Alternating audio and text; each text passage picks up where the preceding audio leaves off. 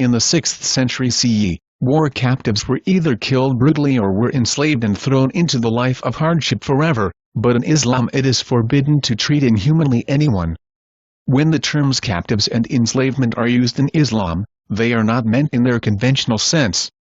In Islam, when enemies are captured during war, they are taken as captives, to ensure that the enemies do not get the opportunity to reorganize themselves and attack the Muslims again. Manifest guidelines have been given to the Muslims regarding the treatment of captives in the Quran, and the authentic hadith of the Messenger of the God. The guidelines for treatment of the captives are as follows. Prisoners of war should not be killed unless they are guilty of war crimes.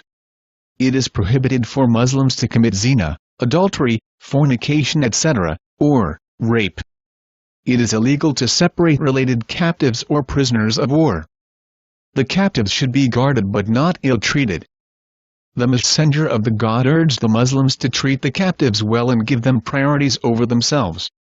The captives must be clothed and fed well in a dignified manner. Captives can get their freedom in any of the following ways. Captives can be ransomed for money. The money demanded will depend on the financial background of the captive. Captives may be set free after they have provided some sort of service to the Muslims for a determined period of time, for example, teaching Muslim kids to read and write, etc. Captives who swear that they will never raise their swords against the Muslims will be set free. Slave traders are considered as criminals in the Islamic society.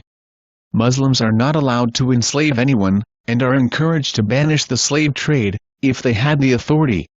According to the hadith, the Messenger of the God said, "The God will be the opponent in the afterlife, of those who sells people for a price." Therefore the Muslims are not allowed to enslave anyone, and sell them for a price. But, if Muslims do not possess the authority, the Muslims are allowed to buy slaves from the slave traders, and it is encouraged in the Quran and hadith, to manumit the slaves, and manumitting slaves, are considered as deeds of great piety in Islam. The captives and slaves can only be held as a paid worker, under the surveillance of a Muslim guardian, and according to the Quran, there shall be a written contract, mentioning all the clause about their work, salary, and the price of exemption from the hold. The guardian will also have to share their wealth with their slaves or captives, hold workers, on a reasonable basis.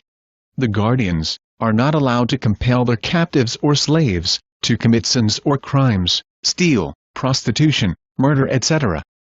But, if any guardian forces his or her slave, or captive, to commit a crime or a sin, and if the captive or the slave helplessly commits it, the captive or the slave will be free of guilt, and sinless, and the guardian will be charged with the crime, and the guardian will be sinful. The God have provided manifest guidelines by His Messenger, regarding the treatment of bought slaves and war captives. The ruling of bought slaves and war captives are: a slave or a captive has to maintain conditions with their guardian. There are two ways in which a slave or a captive is employed with their guardian. The guardian will be responsible for the livelihood, education, marriage, protection, etc., for the slave or captive, and the slave or captive will work for his guardian. The slave or the captive will live as a freeman, earn their own livelihood, work according to their own choice, but will be responsible and provide for the livelihood of their guardian. Sometimes the slaves were more enriched and solvent than their guardians. If any slave or captive disagree with the arrangement with their guardian, then they can go to the court or a judge for justification. The Messenger of the God also said the following regarding the slaves: "Your slaves are your brothers, and Allah has put them under your command. Whoever has a brother, that is a slave, under his command, should feed him of what he eats, and dress him of what he wears. Do not ask your slaves to do things beyond their capacity, and if you do so, then help them. Ask for their slaves help in what is too much for you, and help them in what is too much for them. If anyone murders or injures his slave, then the perpetrator of the crime will be penalized with capital punishment, or will be punished with the same injuries that the perpetrator has done to the slave.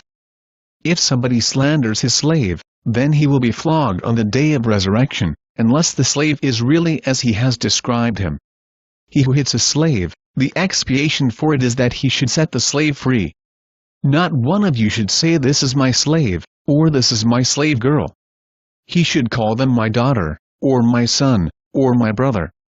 The messenger of the God encouraged masters of female slaves to teach the slaves good manners, and to educate the slaves in the best possible way, and manumit and marry the slaves.